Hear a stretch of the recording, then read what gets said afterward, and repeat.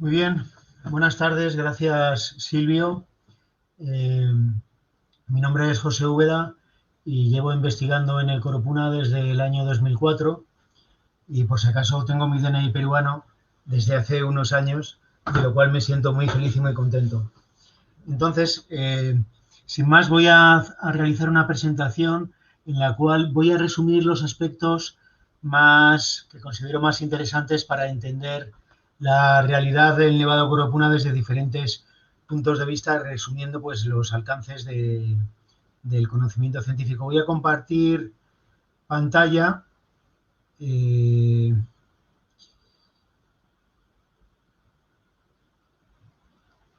y supongo, si no me interrumpen, supongo que ya se está viendo la presentación. Aquí podemos ver una imagen, la mejor, siempre que he volado de Lima a Arequipa, siempre me subo en la ventanilla en el lado izquierdo del avión en la ida y en el derecho en la vuelta para intentar tomar fotografías del Coropuna, porque lamentablemente no hay muchas imágenes aéreas para trabajar. Y esta es la mejor sin duda de todas esas fotografías, como iré mostrando, la voy a mostrar más adelante, más veces, porque esta imagen en la cual salen los glaciares y no sin estar cubiertos de nieve es muy interesante. Es del 15 de noviembre de 2016. Bueno, en esta presentación primero me referiré a la localización del Nevado Coropuna, donde está. Después haré una breve presentación de cómo es el clima actual en los Andes centrales, de los factores que influyen en el clima, la corriente de Humboldt, el origen de las precipitaciones y el efecto barrera de la cordillera frente a esas precipitaciones, la tendencia al incremento de la aridez de este a oeste y de norte a sur de la cordillera, de la aridez del clima, es decir, de la sequedad del clima, cada vez es más seco hacia el oeste y hacia el sur, y también la conexión que tiene el clima de los Andes centrales con las temperaturas del hemisferio norte. Además, también me referiré al vulcanismo. No olvidemos, muchas veces no recordamos, y es importantísimo que recordemos que el Nevado Coropuna es un volcán activo. Voy a mostrar algunas pruebas y me referiré al tipo de actividad volcánica del Nevado Coropuna y también me referiré al riesgo glaciovolcánico, el riesgo, el peligro que se deduce del hecho de tratarse de un glaciar que tiene actualmente unos 45 kilómetros cuadrados y está cubriendo el área, cubriendo las cumbres de las cimas de una serie de un complejo de volcanes adyacentes activos. También haré una referencia al cambio climático actual, a las investigaciones o a lo que se ha hecho en relación o se hace en el Coropuna con respecto a los glaciares actuales, con respecto a los glaciares, cómo eran los glaciares en el pasado, también las observaciones que se están haciendo sobre el clima actual en el Nevado Coropuna, la temperatura y la precipitación, sobre las capas de suelo congelado, se denominan permafrost, que han sido descubiertas en el Coropuna hace ya unos 10 años y que motivaron incluso una rueda de prensa y aparecer en varios periódicos de Arequipa. Y luego pues terminaré presentando brevemente también los nuevos proyectos de investigación para el Nevado Coropuna. El Nevado Coropuna aquí está en los Andes tropicales, es decir, los Andes que están entre el Trópico de Cáncer, me imagino que se ve el ratón en la pantalla que estoy moviendo, que es la manera la que puedo señalar ahora, el Trópico de Cáncer y el Trópico de Capricornio, y aquí vemos el Ecuador en este mapa mundi, y bueno, pues todo lo que hay entre ese Trópico de Cáncer y el Trópico de Capricornio es lo que llamamos la zona tropical de la Tierra o las latitudes tropicales. Perú en su totalidad está en la zona tropical y el Nevado Coropuna es una montaña tropical que sin embargo tiene glaciares porque es muy alta, tiene 6.000 metros, un poco más de 6.000 metros de altitud y de hecho es el glaciar más grande de la zona tropical de la Tierra. Aquí vemos en esta imagen, en la parte superior izquierda de la imagen, ahí les muestro en el mapamundi la localización del Coropuna y en la parte superior izquierda de la imagen pues podemos ver diferentes lugares, diferentes montañas o áreas de estudio de los Andes tropicales húmedos, que son más húmedos, donde la precipitación es mayor que 600 milímetros al año. Son esos lugares señalados en color blanco, pero son simplemente algunas áreas de estudio significativas, porque ha habido investigadores que han realizado trabajos allí. Y luego también les indico la localización del Coropuna, en color amarillo, Bueno, Hualcahualca, Pato Sabancaya es otro volcán y otros lugares con glaciares en los Andes áridos como el Sajama o otros volcanes. Muy bien, aquí vemos una vista tridimensional de una imagen construida con una imagen de satélite sobre un modelo digital del terreno, en el cual podemos ver dónde está el Nevado Coropuna y flanqueado por las redes fluviales de los ríos Majes y Ocoña y sus afluentes del Ocoña el río Marán, Cotahuasi y Arma, y afluentes del Majes, el Capiza, el Colca y el Valle de los Volcanes. Como vemos, el altiplano está a unos 4.500, 5.000 metros de altura. Sobre ese altiplano se levanta unos 2.000 metros más, es decir, hasta alcanzar 6.300 metros de altitud se levantan los edificios volcánicos adyacentes que configuran el complejo volcánico Nevado Coropuna, y desde ahí hasta la costa del Pacífico, en solo 100 kilómetros de distancia, la altura baja a 6.000 metros. Y bueno, a través de una empinada rampa, esa cuestión de ese desnivel tan fuerte es muy importante, por ejemplo, desde el punto de vista de los riesgos, y esa empinada rampa está disectada, cortada por esos valles tan profundos que seguramente muchos de los que nos están escuchando conozcan. Y bueno, aquí vemos una imagen de satélite del Nevado Coropuna, donde se están mostrando 3 áreas, de las que mostraré unos mapas geomorfológicos, unos mapas de las formas del relieve más adelante, unos mapas donde se representan las morrenas, los depósitos que nos revelan cómo fueron los glaciares del Coropuna en el pasado. Y en esta imagen ahora podemos ver, por un lado, la extensión actual de los glaciares, que como repito, pues tiene unos 44, 45 kilómetros cuadrados actualmente, y esa línea roja es la altitud de la isoterma de 0 grados de la temperatura del aire, que está a 5.300 metros de altura. Son aquellos lugares por encima de los cuales la temperatura media durante el año, todos los días, es más baja que 0 grados. Entonces, como vemos, pues es una montaña muy alta y muy fría, por eso la parte alta, por eso puede conservar o mantener esos glaciares a pesar de estar en los trópicos. El clima actual en los Andes centrales está condicionado por varios factores que voy a repasar muy rápidamente. En primer lugar, la corriente de Humboldt. Aquí tenemos una imagen de Google Earth de la Tierra centrada en la Antártida, y en torno a la Antártida hay una corriente marina fría, la corriente circumpolar antártica, que envía una corriente de descarga, la corriente de Humboldt, que envía agua fría, recorre la costa de Sudamérica desde aproximadamente 30 grados de latitud sur hasta el Ecuador y baña la costa de Perú. Por ese motivo, en la costa de Perú el agua es 10 grados más fría que en Brasil a la misma latitud, y por ese motivo, pues, por ejemplo, pues no es tan usual el turismo de playa en Perú, o no es tan habitual que la gente se bañe, porque el agua está a unos entre 15 y 18 grados, cuando, repito, a la misma latitud de Brasil está pues a unos 25, 26 o 27 grados de temperatura.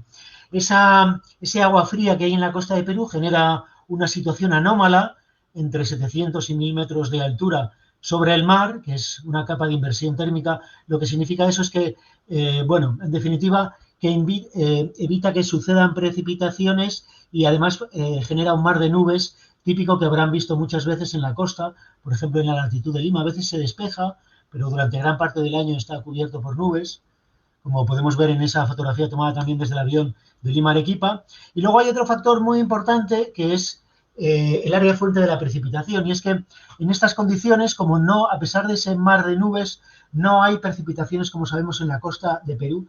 Se puede ver porque no hay vegetación. Es la región más árida de la Tierra, donde hay un observatorio entre Chile y Perú, en Arica, donde la precipitación total mensual nunca ha llegado a 1 milímetro de altura. La precipitación se mide por la altura en un pluviómetro, en un vaso. Si medimos con una regla y vemos la altura del agua que vamos echando, pues nunca ha llegado a 1 milímetro de altura en ese observatorio de Arica. En Arequipa, para que nos hagamos una idea, pues debe ser unos 10 milímetros anuales.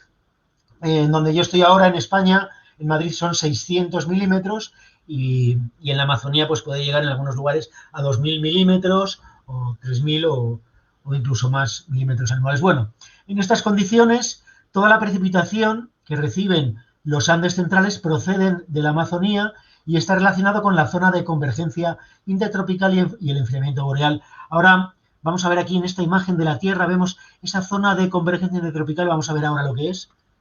Vamos a ver aquí en otra imagen, es un lugar donde convergen las células, dos células de la atmósfera, lo vamos a ver en otra imagen que mostraré a continuación. Aquí en esta imagen pues podemos ver esa banda de nubes que lo que significa es pues, que es un lugar donde hay un ascenso de masas de aire cargadas en humedad, que cuando ascienden, pues esa humedad se enfría, se condensa y genera precipitaciones. Toda esa banda de precipitaciones se denomina zona de convergencia intertropical.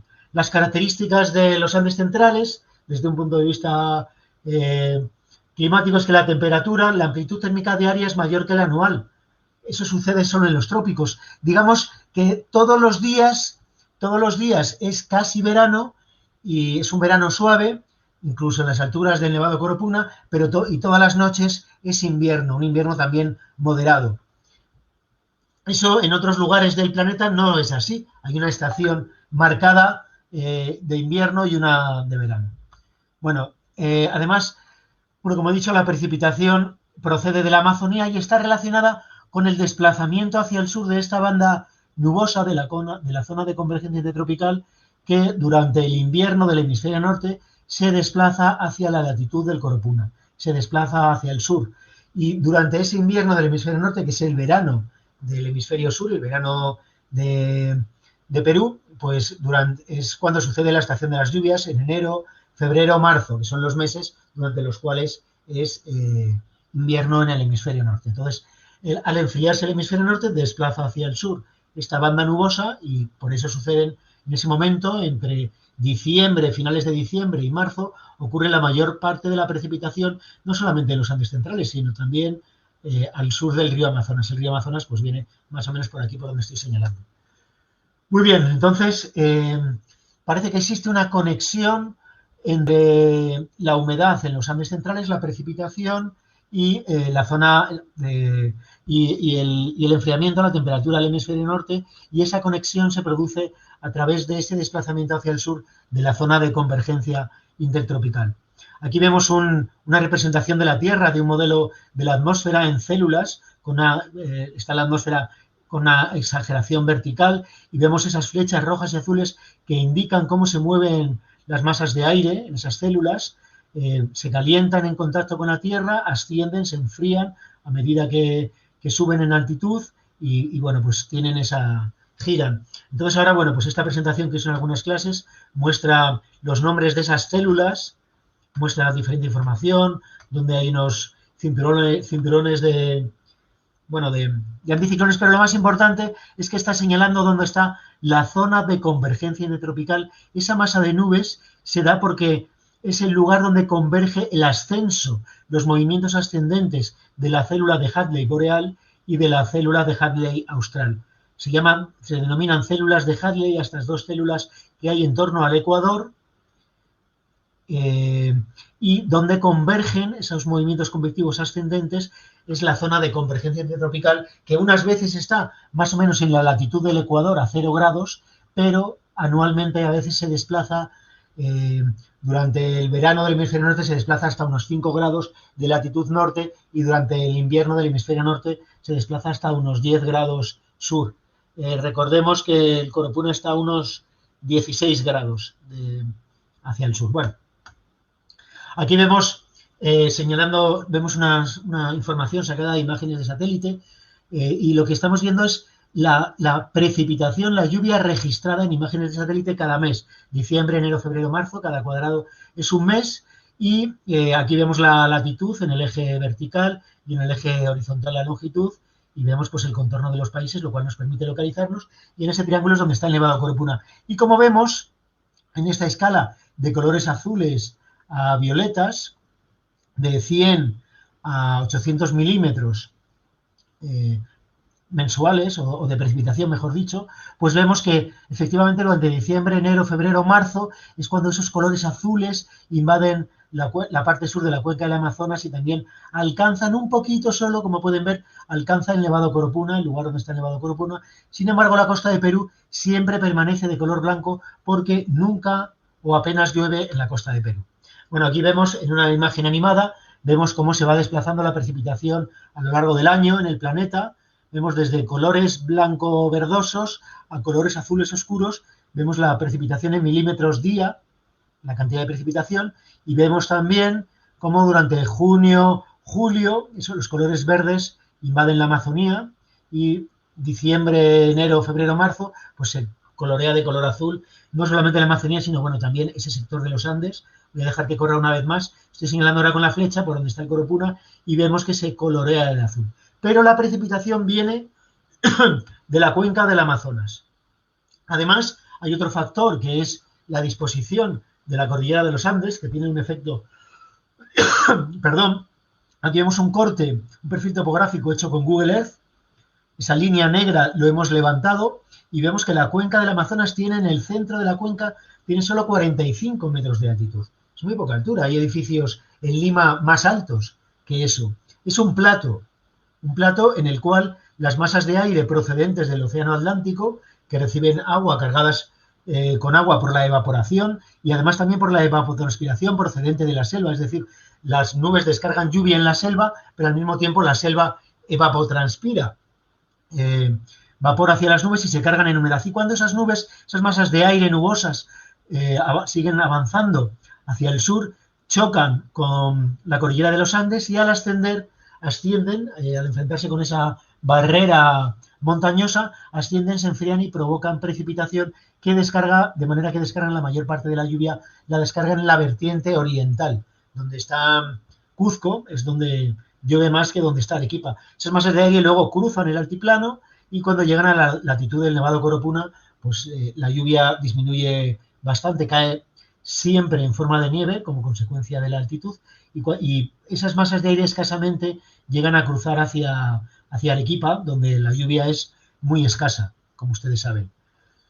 El hecho de que sea muy escasa, la precipitación total anual no significa que de repente un día pueda llover bastante, un día. Eso es característico de los climas semiáridos. Bueno, entonces, ahora les voy a mostrar simplemente dónde hay localizados unas estaciones, unos observatorios donde se recoge información de precipitación y de temperatura. Y bueno, pues aquí hay unos gráficos, no voy a entrar ahora en la interpretación de estos gráficos, pero están representando cómo es el clima.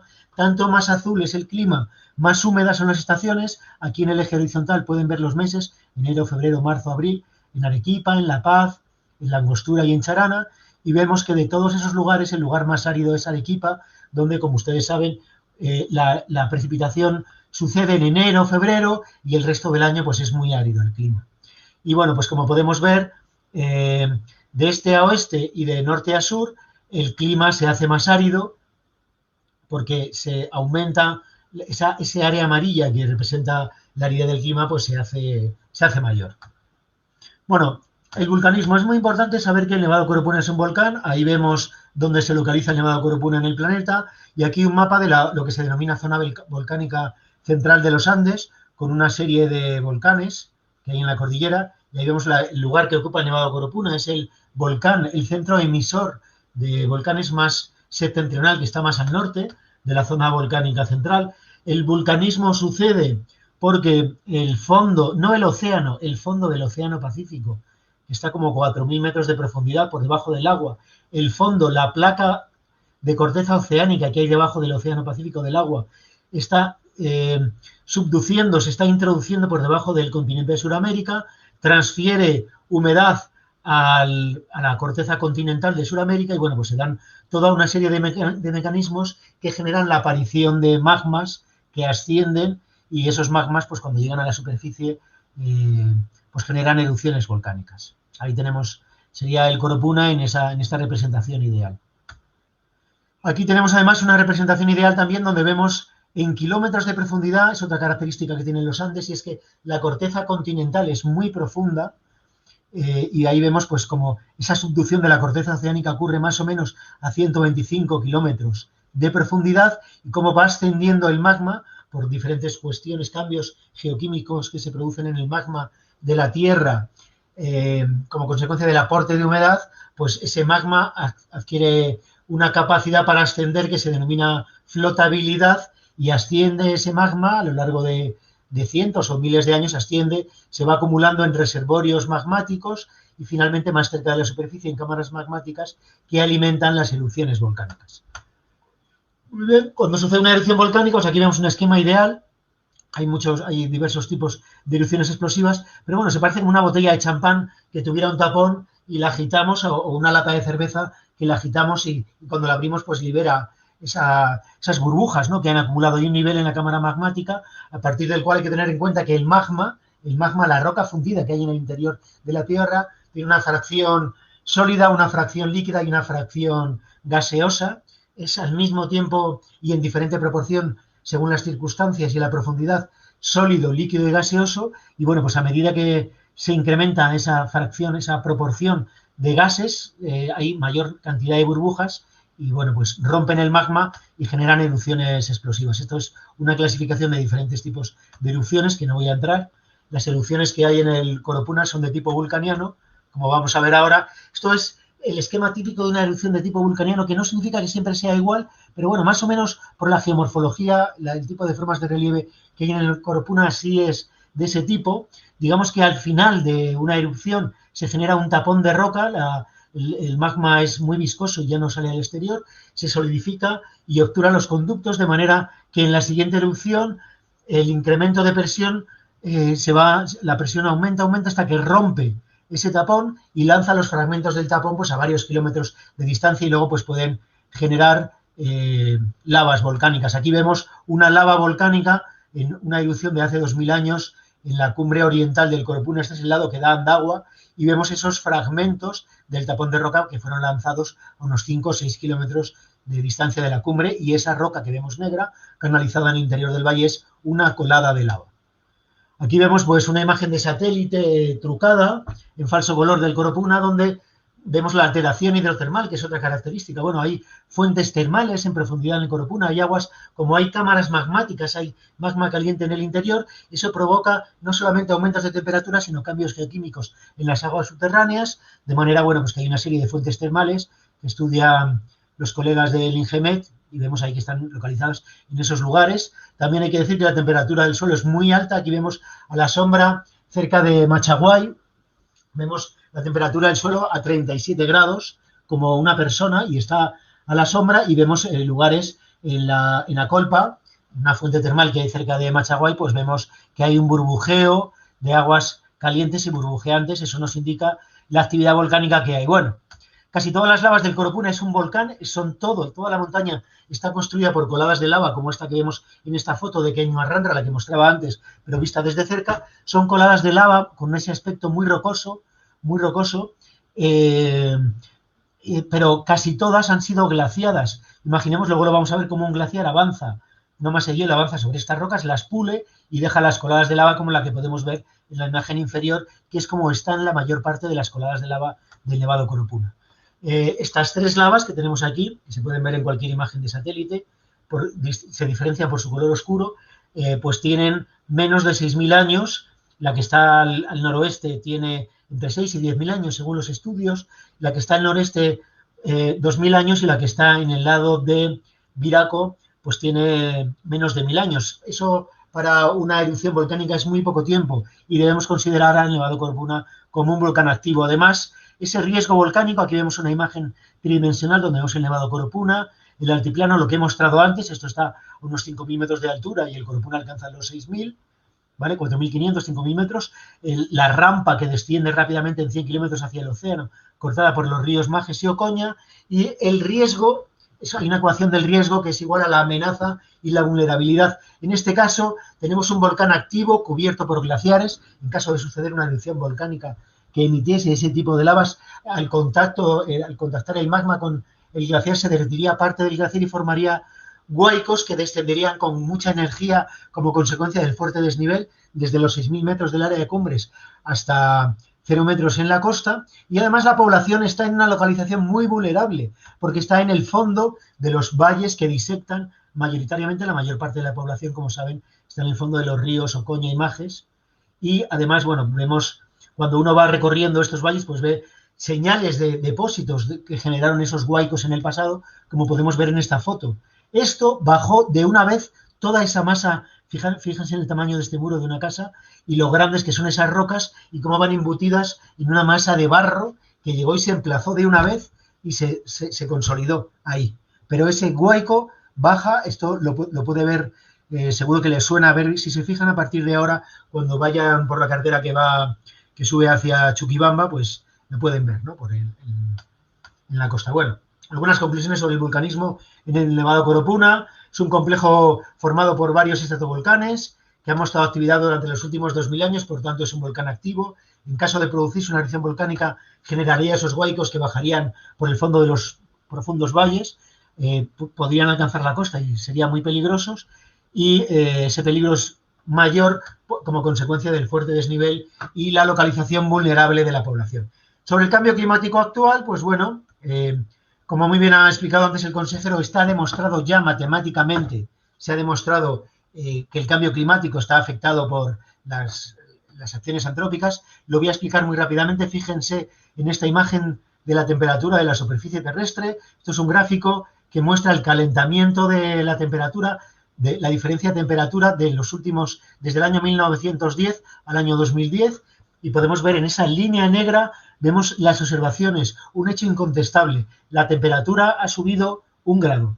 Podemos ver ahí, durante esos 100 años subió 1 grado, pero se pueden hacer modelos matemáticos para intentar reproducir cómo es el clima, por eso la información meteorológica es capaz, por eso podemos predecir cómo va a ser el clima mañana, pasado, o mejor dicho, el tiempo meteorológico dentro de unos días o de un día o dos. Existen esos modelos y con esos modelos podemos intentar reproducir cómo ha sido el clima durante esos 100 años. Si en esos modelos matemáticos solo introducimos factores naturales que afectan de forma natural al clima, no conseguimos que la curva modelada se adapte a lo que ha sido de verdad la curva de la temperatura. Solamente si utilizamos en esos modelos, además metemos el forzamiento humano, es decir, la emisión de gases de efecto invernadero a los que hizo referencia el consejero Silvio, solo de esa manera conseguimos reproducir con esos modelos cómo ha sido de verdad el clima, de manera que está demostrado matemáticamente la influencia de la acción antrópica humana, de la actividad humana, la emisión de gases de efecto invernadero, en ese cambio climático, en ese calentamiento observado en la Tierra durante los últimos 150 años. Bueno, aquí vemos la imagen que muestro siempre de los glaciares actuales. Los glaciares, esto es una imagen de Queño Arranga, donde veíamos la lava anterior, y la utilizo para mostrar lo que se denomina la altitud, la línea de equilibrio. Es esa línea que separa esta zona que ve en gris en la parte inferior del glaciar y la parte alta donde se conserva todavía la nieve, la última nieve que cayó.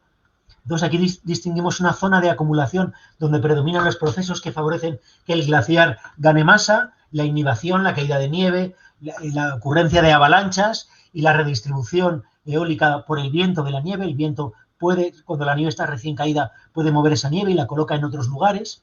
Esos son los factores que favorecen la ganancia de masa del glaciar, pero luego está debajo de esa línea de equilibrio la zona de ablación, donde predominan los procesos que favorecen la pérdida de masa, que son la fusión, el cambio de hielo a agua, y la sublimación, el cambio directo de hielo a vapor.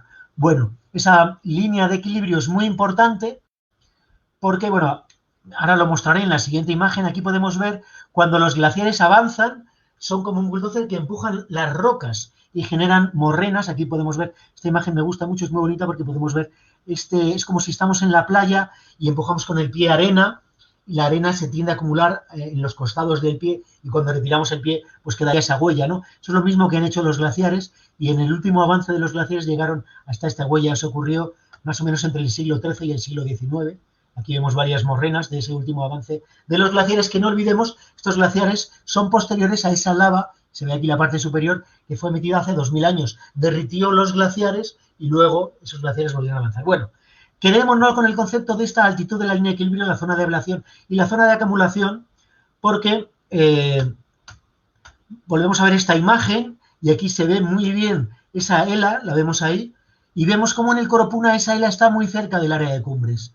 En la parte inferior, en color gris, los glaciares esos glaciares, en ese sector de los glaciares predominan los procesos que favorecen la pérdida de masa, predominan la fusión y la sublimación del hielo. Y solamente en la parte alta está la fábrica glaciar donde se generan glaciares. Cuando esa altitud de la línea de equilibrio supere el área de cumbres, todos los glaciares los glaciares que queden por debajo de esa línea serán todo zona de ablación y estarán, por tanto, a desaparecer en el plazo de tiempo que el clima necesite para fundir la masa de hielo restante. Bueno, en el Corupuna se han hecho trabajos de monitoreo glaciológico. En la parte alta de los glaciares, en la zona de acumulación, se ponen pozos para medir la acumulación en pozos de nieve. Sin embargo, aquí estamos viendo un pozo de acumulación, esto se hizo en 2007, pero lo que estamos viendo aquí es todo zona de ablación ya. Por eso el hielo tiene esas formas que se llaman penitentes. Eso es lo que le da ese color gris, ese juego de sombras que vemos por los penitentes, es todo zona de ablación. Y en la zona de ablación pues se meten estacas para medir luego el espesor que se ha perdido durante el año. Se mete esa estaca hasta el fondo y luego el año siguiente pues vemos el espesor. ¿Vale? Aquí vemos, también se hacen trabajos de topografía sobre el campo para ver la superficie, cómo cambia la superficie de los glaciares y cómo cambia la topografía para ver la variación del espesor. Y aquí vemos en los trabajos que hice en la tesis doctoral, donde podemos ver la superficie de los glaciares del Corupuna en el año 55, en el año 86, en el año 2007, y vemos cómo ha ido cambiando de 56 kilómetros en el año 55 a 54 kilómetros cuadrados en el año 86, en el año 2007 ya era solo 47 kilómetros cuadrados, y la última imagen que les muestro es del año 2013, donde tenía 45 kilómetros cuadrados de superficie, y en esta imagen me gusta mucho porque podemos ver los glaciares, las lenguas de hielo glaciar desprovistas de nieve, como hemos visto en la fotografía desde el avión. Sin embargo, en esta fotografía aérea, que es la única que existe disponible para el año 55, vemos que las montañas están cubiertas por nieve y están ocultando el límite de los glaciares, y no obstante se lo he cartografiado con esta línea negra. Hay que diferenciar entre nevado y glaciar, no es lo mismo. Una cosa es la nieve y otra cosa es el glaciar. El glaciar es, a medida que la nieve se va acumulando, se compacta y desciende, se transforma en hielo, se transforma en hielo que desciende impulsado por su propio peso por las vertientes, y eso es, bueno, hielo glaciar. Bueno, los glaciares algunas conclusiones están retrocediendo desde mediados del siglo XX, esta deglaciación se está acelerando, ha sido más rápida en los últimos 30 años, los glaciares podrían desaparecer antes de finales del siglo XXI, incluso mucho antes, y además esa deglaciación sucede de manera diferencial. Los glaciares desaparecerán primero en un sector del área de cumbres donde son más vulnerables por orientación, altitud u otros factores, en algunos sectores. Y es posible elaborar modelos para diseñar e implementar medidas de adaptación. Aquí vemos otra vez esta imagen donde pues es probable que el hielo llegue un momento en que se aíslen dos zonas con glaciares en las dos cumbres más altas del Corupuna y en esta parte desaparezcan. Y eso pues va a afectar, en función de dónde desaparezcan primero o dónde desaparecerán después, pues afectarán a la distribución de los acuíferos, del agua, a las aguas de riego. Todo eso es necesario conocerlo para implementar las medidas de adaptación de los próximos 5, 10, 20 años. Es necesario investigar. Bueno, aquí vemos cómo, para conocer cómo evoluciona el sistema climático y los glaciares en el futuro, pues tenemos que conocer también sus tendencias a largo plazo. Vamos a ver rápidamente cómo evolucionan los glaciares cuando hay un cambio climático favorable, porque el clima se enfría o aumenta la cantidad de nieve que cae, favorable a que avance el glaciar. Vemos cómo el glaciar va avanzando, va empujando todas esas rocas que veíamos antes en una foto de campo que hay en lo alto de las lavas, las va empujando y forma una morrena. Se denomina morrena, como hemos visto antes en la fotografía.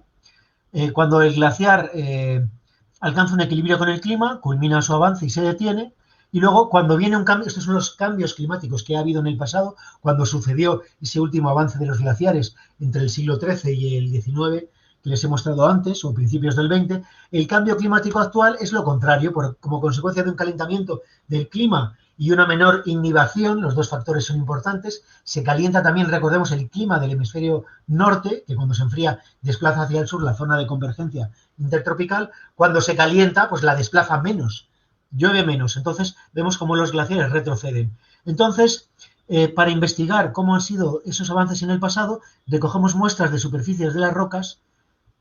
Si recogemos muestras de bloques que forman parte de la morrena y han sido empujados por los glaciares, datamos cuándo ha sido los avances de los glaciares, y si datamos los lechos pulidos, ese pulimento, ese brillo que tienen las rocas, ha sido generado porque los glaciares, las rocas que van transportando, las rocas de todos los tamaños, arenas, gravas, cantos, bloques, los van empujando sobre el fondo y lo pulen, la superficie. Cuando recogemos una muestra de esas rocas, pues sabemos cuándo se ha retirado el hielo. Bueno, Existen diferentes métodos para datar. Si datamos, aquí estamos recogiendo muestras de un bloque para saber cuándo los glaciares avanzaron y el hielo rellenó, eso que tenemos señalado ahí con esa flecha azul es el valle glaciar. Y también datamos esos lechos rocosos pulidos para saber cuándo el hielo se retiró de esta quebrada. A la izquierda tenemos el valle que desciende hacia Andagua y a la derecha la quebrada, la parte alta de la quebrada Cospanja, a la que se puede subir más arriba de la laguna Caracara en Viraco. Bueno, ahí tenemos unos mapas geomorfológicos de otros colegas que han hecho, bueno, pues tenemos diferentes cuestiones en los glaciares actuales, el área que ha sido ocupada por los glaciares durante su máximo avance, que fue de unos 500 kilómetros cuadrados, y diferentes dataciones, lugares donde se han recogido muestras. Estos son imágenes de los trabajos que hemos hecho nosotros, donde vemos mapas geomorfológicos, las coladas de lava en color rojo, en color azul hasta dónde llegaron los glaciares, un poco lo que hemos mostrado antes. Y estos son morrenas, esta especie de choricillos que hay de color marrón, pues son esas huellas que han dejado los glaciares al avanzar. Bueno, ahí comparamos los resultados con diferentes proxies paleoclimáticos, datos indirectos de cómo era el clima en el pasado, en escala de cientos y de miles de años. No me voy a extender, pero bueno, toda esta información lo que está revelando confirma en escala de miles de años la dependencia de la humedad del clima en los Andes con respecto al enfriamiento del hemisferio norte. No me voy a extender porque, bueno, tenemos un tiempo asignado.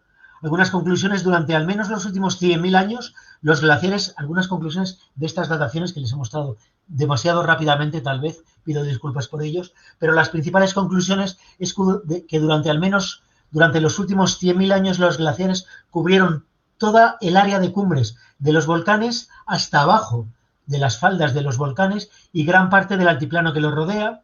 A lo largo de ese periodo alcanzaron una máxima extensión de 500 kilómetros cuadrados, que es mucho menor que la actual, recordemos 45 kilómetros cuadrados. Los glaciares avanzaron y retrocedieron muchas veces, pero siempre tuvieron mucha más extensión que hoy en día. Hoy en día los glaciares están en el área de cumbres. Desde hace 1.000 años, 2.000 años, 3.000, están en el área de cumbres. Cuando tenían esas superficies tan grandes, es hace más de 10.000 o 20.000 años. Esos periodos más húmedos en el pasado que dieron lugar a la aparición de lagos, por ejemplo, donde está el Salar de Uyuni, hoy en Bolivia, había un lago que llegaba hasta el lago Titicaca, un lago enorme. Esos periodos de mayor humedad que daban lugar a lagos y también a máxima extensión de los glaciares coincidieron con periodos más fríos en el hemisferio norte. Y desde hace 10.000 años el calentamiento de la Tierra ha provocado el retroceso de los glaciares hasta su posición actual. Bueno, en el Corupuna también hay alguna estación meteorológica, necesita apoyo la investigación de muchas maneras que, bueno, se pueden conversar luego. Necesitamos apoyo en las investigaciones para mantener esas estaciones, hay que ir luego a colocarlas, hay muchos problemas. Aquí vemos una estación que están a 5.800 metros de altura. También tenemos sensores para medir la temperatura del suelo. Muchas veces hemos ido a estos sensores gracias a que en Viraco nos alquilan caballos. No siempre es fácil y, bueno, a veces faltan camionetas. Necesitamos ayuda. Bueno, nos acercamos al final de la presentación. Estoy mostrando las estaciones que tenemos en el Corupuna para medir la temperatura del suelo desde hace 15 años y la temperatura del aire.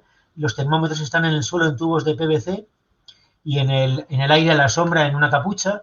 Y tenemos termómetros al norte. Esta es la quebrada de Caño-Ranra, donde está la lava que les mostramos antes. Y esta es la quebrada Cospanja, donde también hay unas estaciones. Todas ellas tienen termómetros para medir la temperatura del suelo a diferente profundidad y también otros para medir la temperatura del aire.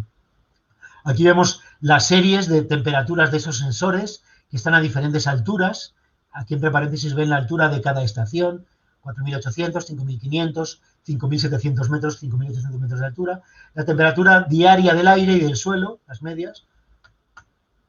También hay un dato interesante y es que hay unos ciclos de esas temperaturas, ciclos que no están de acuerdo. La temperatura del suelo es independiente de los ciclos día y noche. Como hemos explicado antes, una característica del clima en estas montañas es que durante el día es verano y durante un invierno suave, una primavera, y durante la noche es invierno. Sin embargo, los ciclos de la temperatura mejor dicho, muestra estos ciclos de 16 días, 14, 26 días, que puede que tengan que ver con el calor geotérmico del interior del volcán. Pueden estar reflejando esos ciclos de temperatura actividad dentro del volcán.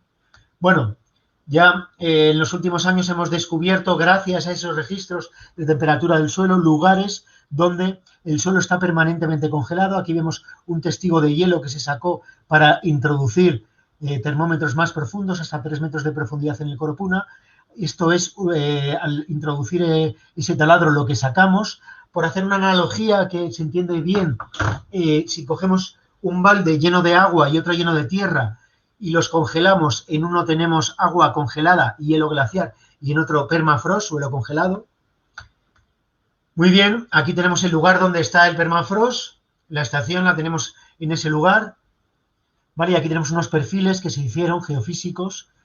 Se inyecta electricidad en el suelo y como esa electricidad se transmite de diferente manera, pues podemos registrar el espesor del permafrost, que sabemos que tiene de 10 a 15 metros de profundidad, pero es interesante tenemos que volver para repetir esas mediciones y ver cómo cambia el espesor de ese permafrost, que al mismo tiempo es una reserva de agua.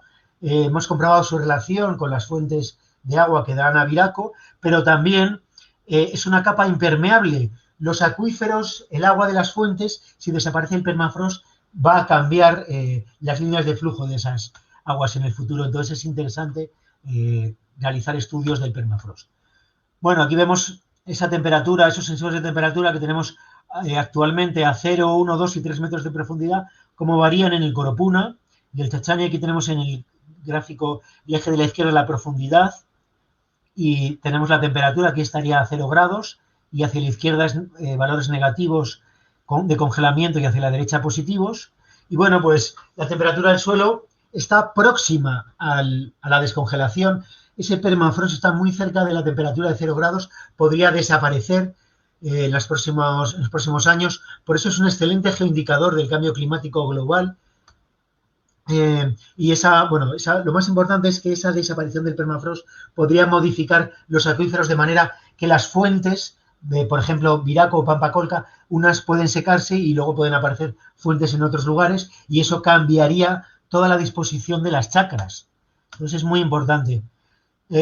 Parece existir una relación a través de la nieve entre la formación y degradación del permafrost y los ciclos positivos niña o negativos niño del fenómeno ENSO. Bueno, eso es lo que muestran estos gráficos que son de temperatura a diferentes profundidades, pero lo vamos a ver ahora en unas fotos muchísimo mejor.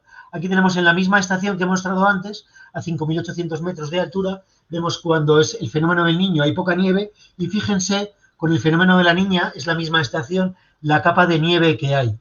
Resulta que cuando hay nieve, se favorece la formación de permafrost, porque, bueno, pues la nieve, entre otras cosas, además protege el suelo de la radiación solar. Bueno, voy a terminar la presentación refiriéndome brevemente a los dos proyectos que se van a emprender y que, por favor, requieren unión entre las instituciones, requieren apoyo de las instituciones, del gobierno regional, requieren también apoyo de los vecinos, como nos han prestado en otras ocasiones, de Viraco, de Pampacolca. Bueno, tendremos oportunidad de hablar de estas cosas porque espero que en esas campañas hagamos además talleres en los pueblos para dar a conocer localmente y espero que presencialmente será más fácil estos resultados. Hay dos proyectos, uno es el proyecto Permafrost ENSO, es el proyecto, bueno, está equivocado, ese título, monitorización, está equivocado, es un proyecto para, el proyecto Permafrost ENSO lo que busca es evaluar cómo es la influencia, o sea, cómo evoluciona el permafrost, esas capas que hemos visto. Esta es una fotografía de la estación.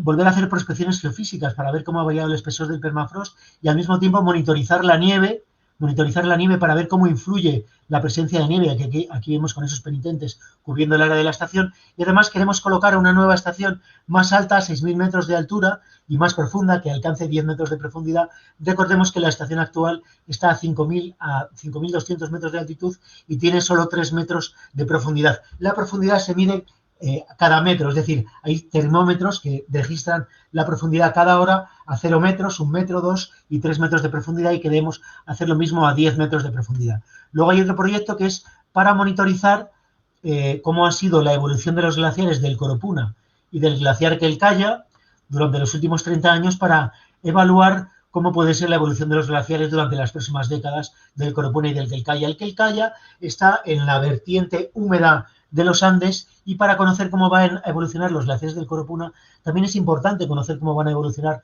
los glaciares de Quelcaya. Y bueno, pues Muchísimas gracias. Creo que he conseguido realizar la presentación. Disculpas más bien por las prisas, porque seguramente no me he detenido en algunos lugares, en algunas cuestiones que eran más interesantes que otras, porque he cometido ese error que había un título mal en la última diapositiva, que se lo he explicado.